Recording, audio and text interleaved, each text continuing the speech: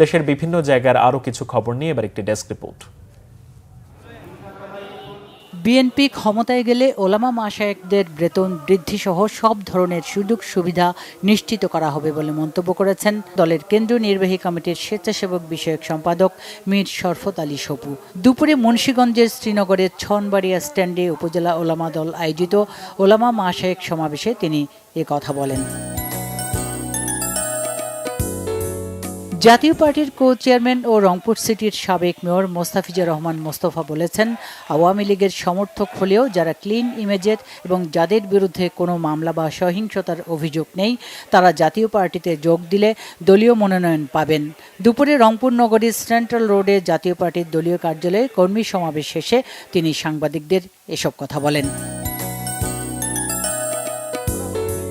চট্টগ্রাম বিশ্ববিদ্যালয় ও পার্শ্ববর্তী এলাকা নিজেদের পৈতৃক সম্পত্তি বলে দাবি করেছেন চট্টগ্রাম ৫ আসনের জামায়াত নেতা ইঞ্জিনিয়ার সিরাজুল ইসলাম। জামায়াত নেতার এমন একটি বক্তব্যের ভিডিও শুক্রবার রাতে সামাজিক যোগাযোগ মাধ্যমে ছড়িয়ে পড়ে। এদিকে সিরাজুল ইসলামের বক্তব্য প্রত্যাখ্যান করে তীব্র প্রতিবাদ জানিয়েছে বিশ্ববিদ্যালয়ের শাখা ছাত্র শিবির। বিএনপির প্রতিষ্ঠা বার্ষিকী উপলক্ষে আলোচনা সভা হয়েছে সাভারে। অনুষ্ঠানে প্রধান অতিথি ছিলেন বিএনপির কেন্দ্রীয় সহপরিবার কল্যাণ বিষয়ক সম্পাদক সাবেক সংসদ সদস্য ডাক্তার দেওয়ান মোহাম্মদ সালাউদ্দিন। এদিকে আশুলিয়ায়ও প্রতিষ্ঠা বার্ষিকী উপলক্ষে আলোচনা সভা হয়েছে। নয়ারহাট এলাকায় পাথালিয়া ইউনিয়ন বিএনপির সভাপতি মোহাম্মদ আব্দুস সুবহানের সভাপতিত্বে এতে প্রধান অতিথি ছিলেন ঢাকা ১৯ আসনের সাবেক সংসদ সদস্য ডাক্তার দেওয়ান মোহাম্মদ সালাউদ্দিন বাবু। হবিগঞ্জে রাষ্ট্র সংস্কারের প্রস্তাবনা তৌহিদ ভিত্তিক আধুনিক রাষ্ট্র ব্যবস্থা শীর্ষক গোল টেবিল বৈঠক হয়েছে। দুপুরে হবিগঞ্জ প্রেস ক্লাবে আয়োজিত অনুষ্ঠানে অংশ নেন সাংবাদিক, গণমাধ্যম ব্যক্তিত্ব ও সুশীল সমাজের প্রতিনিধিরা। সাতক্ষীরা পল্লী বিদ্যুৎ সমিতির ৪ কর্মকর্তাকে বরখাস্ত সহ এবং বাংলাদেশ পল্লী বিদ্যুতায়ন বোর্ডের দুর্নীতি ও অনিয়ম প্রতিবাদ সহ কেন্দ্র ঘোষিত ৪ দফা দাবিতে গণছুটি ঘোষণা করেছেন পাটকেলঘাটা পল্লী বিদ্যুৎ সমিতির এজিএম সাধন কুমার দাস।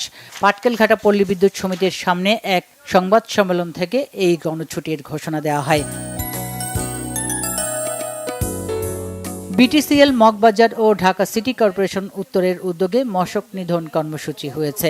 প্রধান অতিথি ছিলেন ঢাকা মহানগর উত্তরের সাবেক আহ্বায়ক সাইফুল আলম নীরব। তিনি বলেন, বিএনপির ভারপ্রাপ্ত চেয়ারম্যান তারেক রহমানের নির্দেশে বর্তমানে ডেঙ্গু চিকুনগুনিয়া যেভাবে ছড়াচ্ছে, সাধারণ জনগণকে সেই উপদ্রব থেকে মুক্তির জন্য মশক নিধন কর্মসূচি চলছে। টাঙ্গাইলের নাগরপুরের শুভ স্মৃতি ফুটবল টুর্নামেন্ট হয়েছে। উপজেলার ৫০টিয়া Meher Ali Khan school and college মাঠে জাহাঙ্গীর আলম স্মৃতি সংঘের উদ্যোগে এই টুর্নামেন্ট হয়। প্রধান অতিথি ছিলেন কেন্দ্রীয় ছাত্রদলের সাবেক সহ সাধারণ সম্পাদক রেজাউর রহমান তপন। অনুষ্ঠানের উদ্বোধন করেন নাগরপুর থানার OC Rafiqul Islam. Bangla vision news desk.